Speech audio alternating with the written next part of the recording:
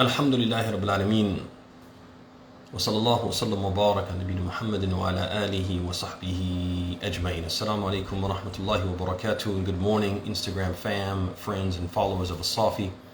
Thank you for joining me for another installment of Revert Reflections and the final installment of this week's series under the theme Practical Means and Methods to Hang On and Hang In When Your Faith is Being Tested. And today what I want to talk to you about is the importance of us reverts, us converts, those of us who have accepted Islam after having not been Muslim, how important it is for us to temper our expectations of people who are, at the end of the day, human, and they have human shortcomings and they make human mistakes. We need to temper our expectations of people in general, specifically Muslim people who are, at the end of the day, human. I have heard, brothers and sisters, one of the things that actually prompted me to start focusing on Revert is all the stories I heard about people who accepted Islam with so much enthusiasm, and ultimately, over time, they left Islam. They stopped being Muslim, or at the very least, they distanced themselves from the Muslim community. They became isolated, and they did that because of how they were mistreated by Muslims once they became Muslims and joined the Muslim community. And many of us, and myself included, I can go back to the time I reverted a long time ago. And when you revert, many of us, we expect that after learning about this perfect religion, we enter and we embrace this perfect religion, we expect that its people are going to be perfect too. And we quickly find out, once we start interacting with them, we quickly find out that that's not the case. At the end of the day, brothers and sisters, what we have to realize, it's critical for us, if we are going to complete this journey, if we are going to do the Muslim thing until death and succeed in our effort to attain Allah's pleasure, His pardon, His paradise, if we're going to do this thing, the Muslim thing, then we have got to realize that Muslim people are still people. And they have the same issues that other people have. The issues of race, the issues of color, the issues of class, the issues of culture, and the list goes on and on. Just think about the people issues. They have those same issues because they're also people. And these issues that they have, issues of race and color and class, they inform and influence their behavior and their interpersonal relations, how they deal with others, how they see others, or how they don't see them. We don't expect, brothers and sisters, when we become Muslim, those of us, we come into Islam and we're so naive. We expect all of the Muslims, we expect the Muslims not to discriminate. We expect them not to look down on others. We expect them not to lie, to cheat, or steal. This is what we expect coming into Islam.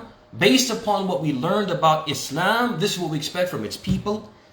We don't expect them to lie, to cheat, to steal, to discriminate, to look down on people, to be proud and boastful.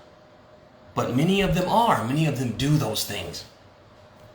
And brothers and sisters, if we continue to expect utopia, if we continue as Muslims expecting utopia, we will continuously be disappointed. And that disappointment could lead us to become disenchanted with Islam.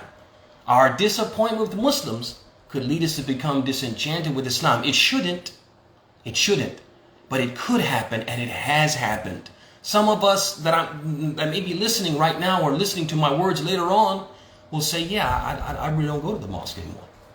I really don't hang with the Muslims. I don't fool with the Muslims like that anymore. We'll say that. We know that about ourselves. And we know that about others. Oh, I haven't seen so-and-so in such a long time. When I bumped into him or her, they said, yeah, I don't come anymore because this thing happened to me, or that thing happened to me at the mosque, or this person did this to me. It shouldn't happen, but it does. Our beloved Prophet, what did he say? He said in the hadith, he said, إِنَّمَا النَّاسُ كَالْإِبِلِ الْمِئَةِ لَا تَكَادُ تَجِدُ فِيهَا رَاحِلَةً. He said, people in reality are like 100 camels. Out of all of these camels to choose from, you may only find one which is suitable to ride. This statement of our beloved Prophet ﷺ is a general statement. He said, "An-nas," people.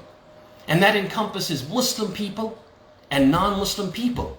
Muslims and non-Muslims, he's saying, are like al-ibl al-mi'ah, like 100 camels, and you might not find one of them that's suitable to ride. One of them that's suitable to be a friend, a close companion. One of them who doesn't have these issues that make you feel mistreated, disregarded, disrespected, and make you want to step away from the community.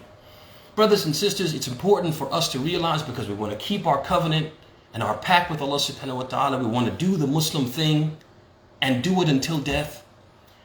It's important for us to realize, in order to succeed in that mission, that Islam is perfect, but Muslims are not.